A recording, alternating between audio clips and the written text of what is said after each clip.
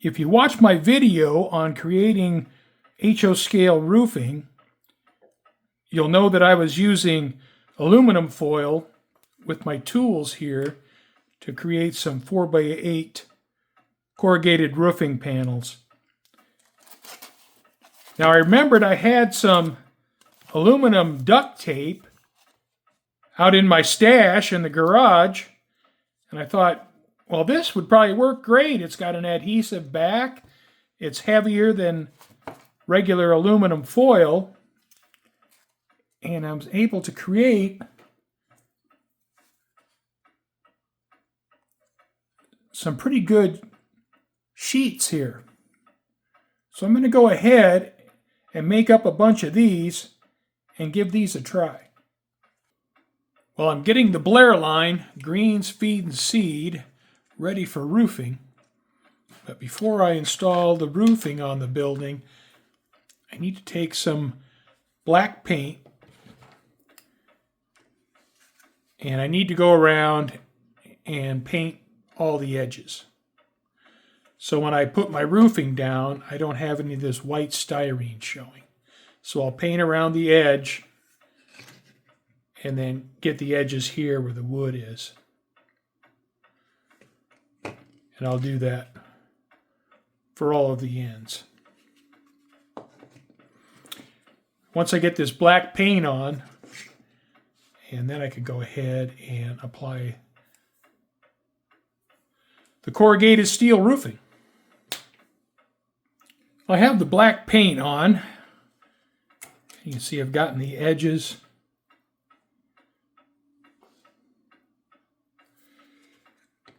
And I've gotten the perimeter on the roof.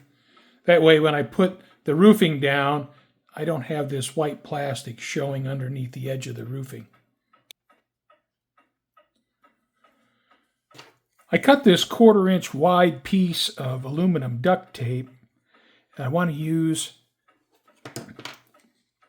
as a cap for my roofing. So I want to peel off the backing here and try to carefully apply it to my roof. All right, this might be a little bit tricky.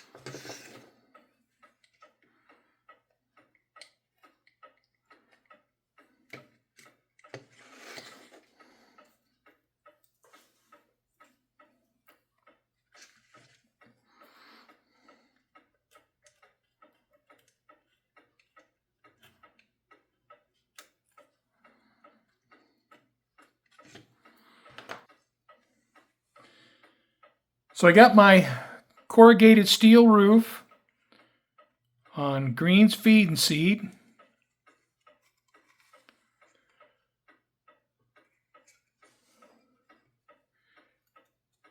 So I feel pretty good about that. And that aluminum duct tape, it's much heavier than regular aluminum foil, and it also has an adhesive back. Now I did a little bit staggering with some of the panels, just try to give it a little bit of character. I'm back out in the training room. I'm going to go ahead and put a clear coat on the roofing.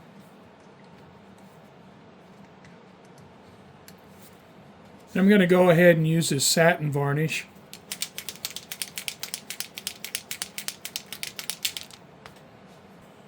All right, I have my Badger Patriot 105. It's my general purpose airbrush, which for model railroading, I use it about almost 100% of the time.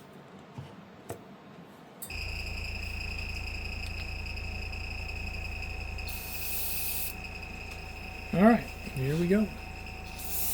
Now this clear is really thin, so I don't want to get it on too heavy. So I'll spray it on, let it flash dry.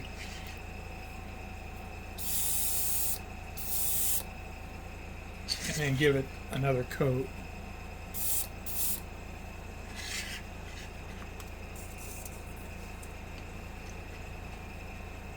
So I'll let this dry for a minute or so and give it another coat.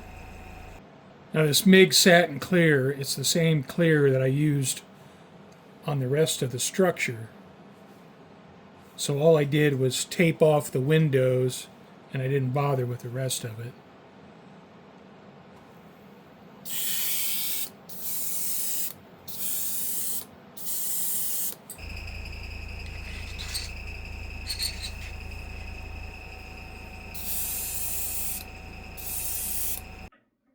I'm going to want to let this clear coat cure for at least 24 hours before I start working with it.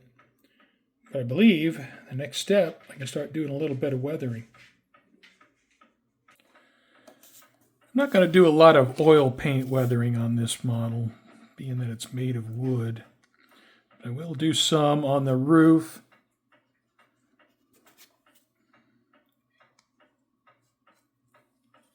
And probably a little bit on the side of the building. So I'll get my oil paint out on a piece of cardboard. So the cardboard will absorb the linseed oil out of the oil paint.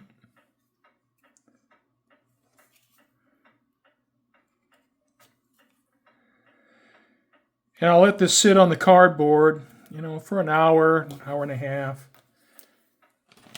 After that, it should be ready to use.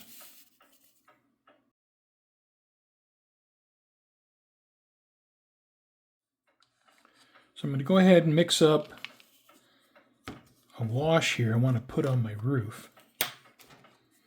So I'm going to take some burnt umber, a little bit of terpenoid, and this is odorless terpenoid.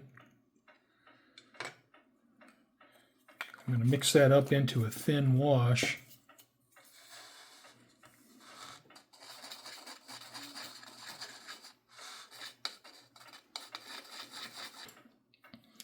So I have this ratty old saw brush here. I'd like to get a new one, but I can't find anywhere I can get one. They're all out of stock, just like seems like everything else on the planet.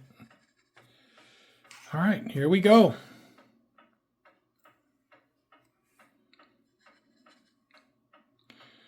Just going to streak the roof. And if it's inconsistent or a little bit heavier in one spot than another, that's just fine. We want to knock this color down a little bit on the roof because it's way too shiny.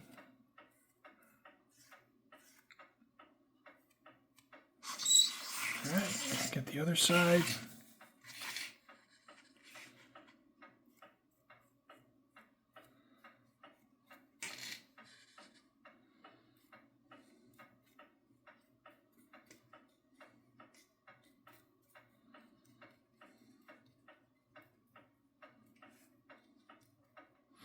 All right, I think I'll let that dry before we move on to the next step. So now what I'm going to do is put some rust on the roof. And I'm going to be using 3 different colors of acrylic paint. And these are all MIG ammo paints. And I'm going to work from light to dark. So I'm going to put the light rust on first.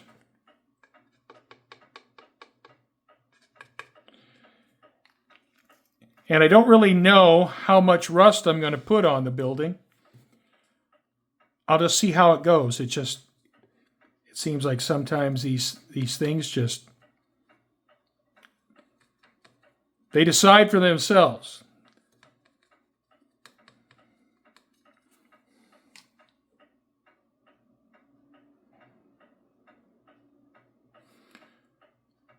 So I'll work on applying the rust.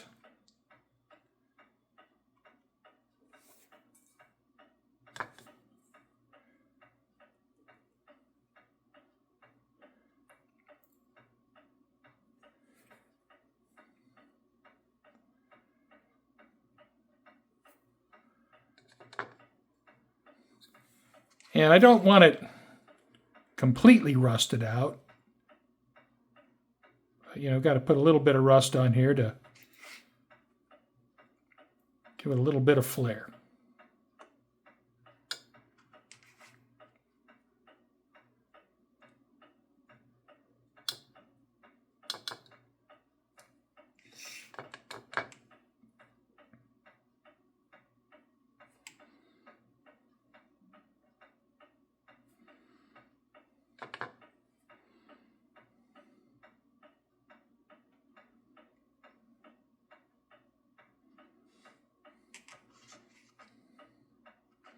All right, we'll start with that. Well, let me do a little bit here in the back.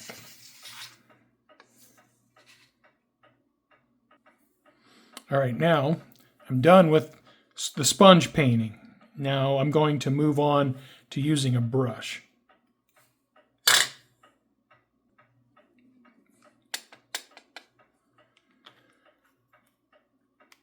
So what I'm going to want to do is I'm going to take my brush and I'm going to want to paint inside where I have the light rust.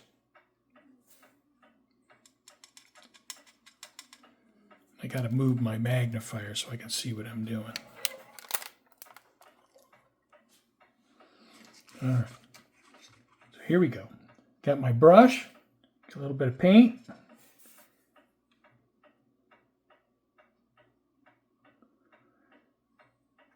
And I'm going to put this color inside the light orange.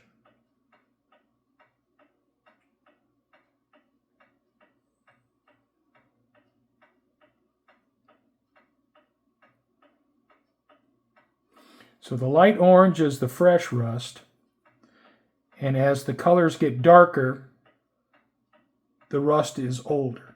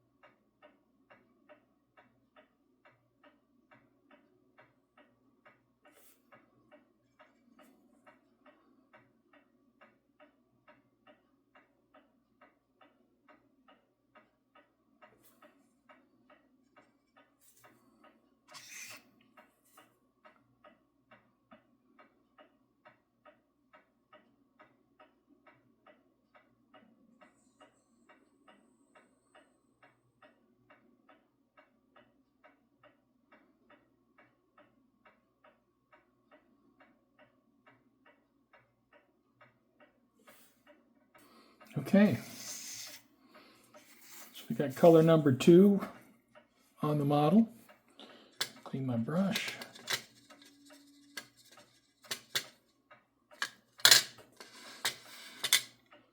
Now, we go to the old rust.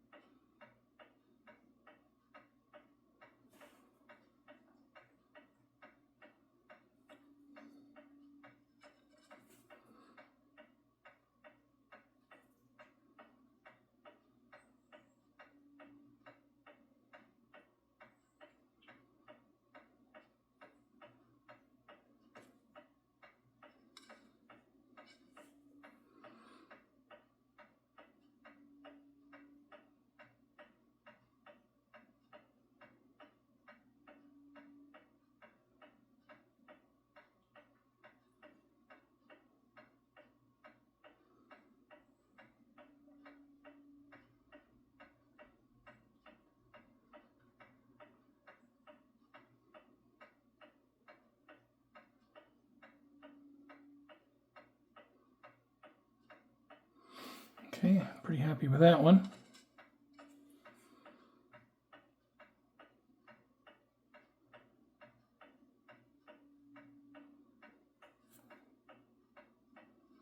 And the concept, is really not too difficult. And if you just did sponge painting with your initial light orange rust, and then just paint it inside of that with successively darker rust, I think you could probably have a pretty good result.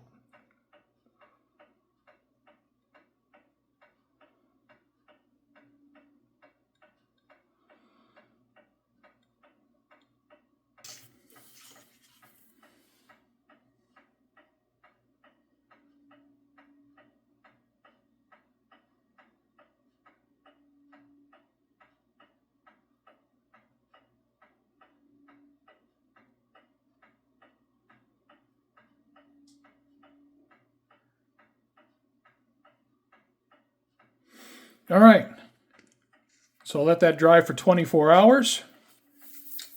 I'm ready for the next step in weathering the roof of Greene's feed and seed. I've also painted the stove pipe.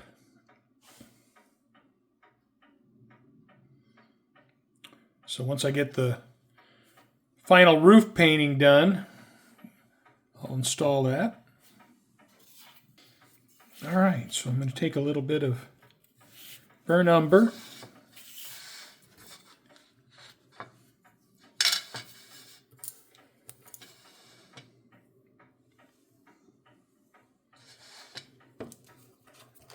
going to add a little bit of thinner.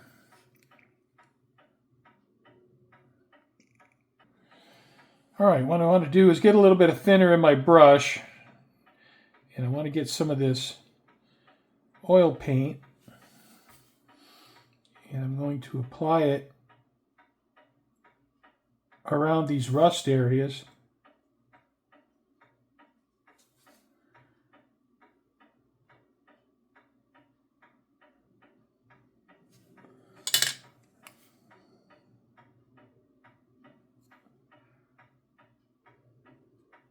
All right, so I just want some rust streaks.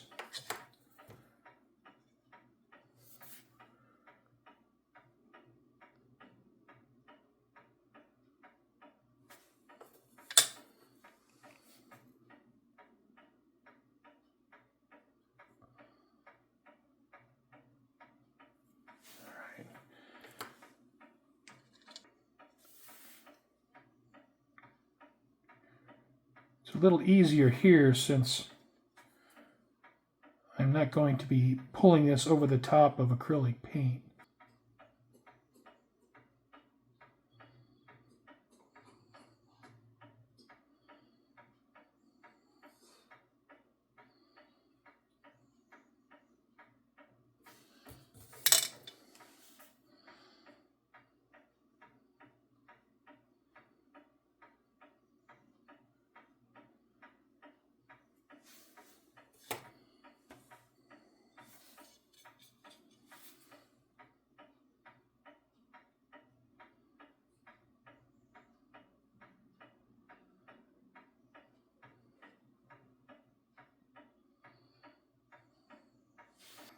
And if you haven't tried working with oil paints, I would definitely give it a try. You know, they're not super expensive. And a tube of oil paint, I mean, it'll last a really long time.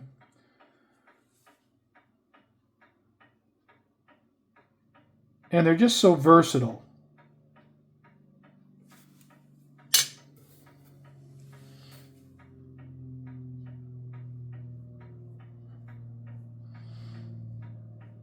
You know, the downside to oil paints is the drying time, but if you put the oil paint on a piece of cardboard and get most of the linseed oil out, you know, the drying time is greatly reduced. You can see here I'm feathering this out. You know, I don't want it real heavy, but I want a streak here, but I don't want it super heavy. All right. Well, I feel pretty good about that. I think that's going to finish the roof. So you can see the streaks we put on the roof from the rust washing down the roof.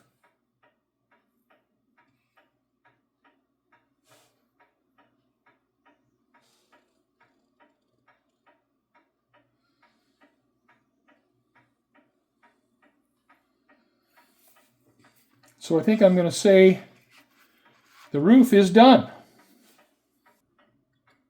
All right, so the last little bit of oil paint weathering I'm going to do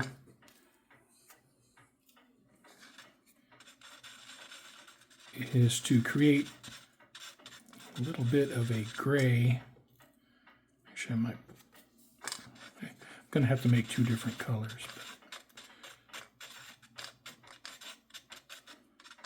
So I have this brownish gray here, and I need to do a little bit of streaking below the stovepipe.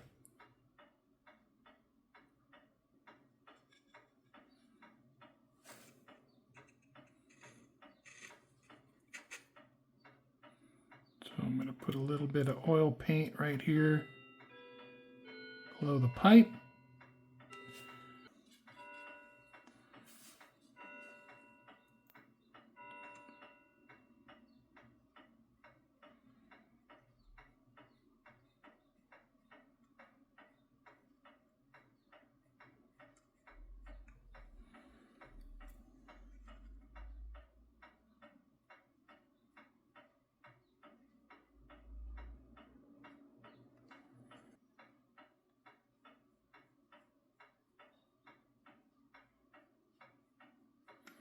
All right,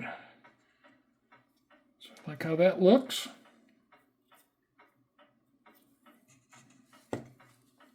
Now I'm going to take and mix up a little bit darker with some black.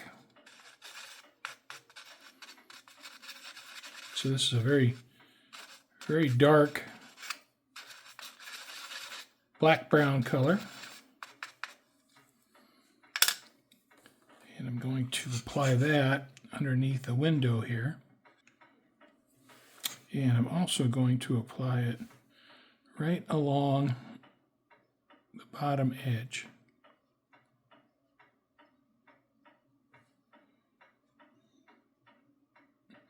And this is only for the area that's out in the rains. Like here in the porch area, I won't do that because it's out of the rain. And for here, the idea is that the dirt and grime would run down the building and collect. I want to take any of this oil paint that's on the siding here or on the trim board and get rid of that.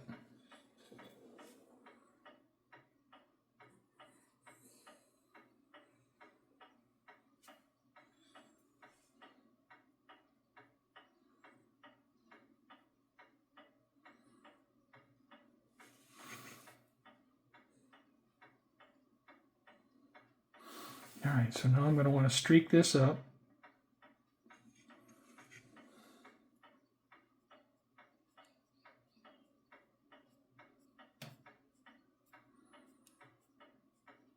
So this grime would wash down the side of the building and collect at the bottom.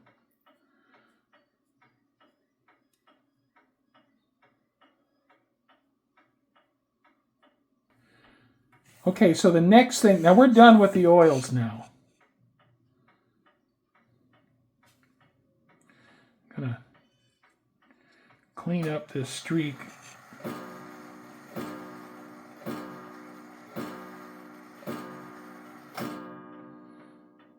By the stovepipe here just a little bit.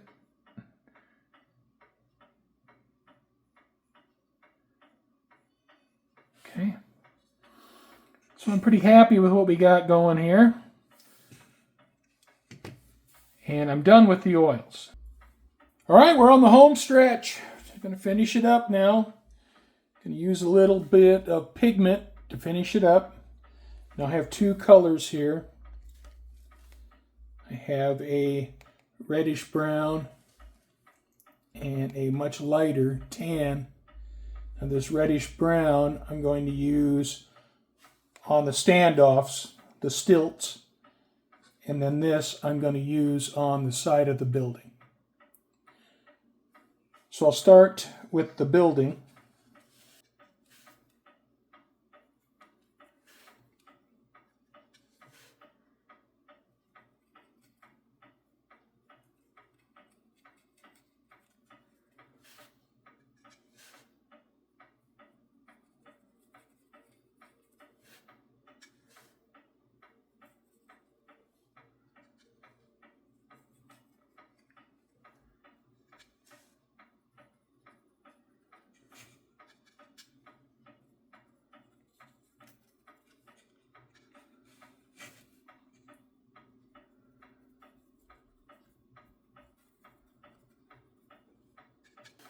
All right, take my other brush, brush it up.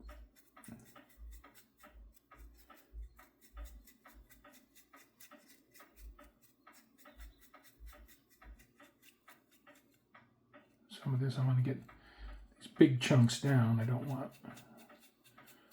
want those going up.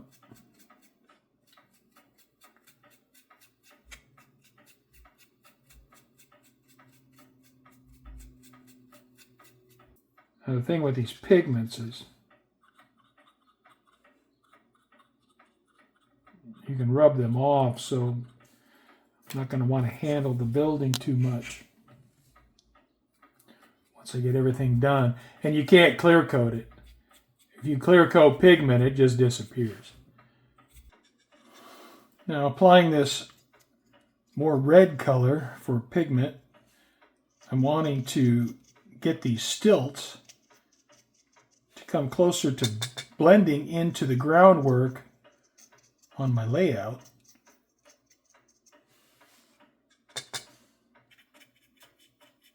Now it's pretty subtle, but you can see a difference between this reddish color and the white above it. I cut out a few signs from the sign sheet that was included in the kit. So I'll install these on the building. I've added the signage to the building.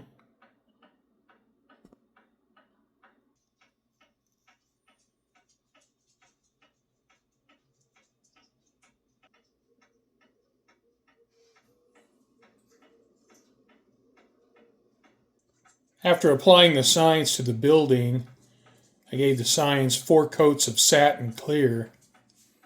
Now the paper absorbed the clear for the most part, but it should make them more durable. And I have the back of the structure all cleaned up and ready for the layout. I am going to consider the Blair line, Greene's Feed and Seed, completed. I think I'm done working on it, and it is ready for the layout when that time comes.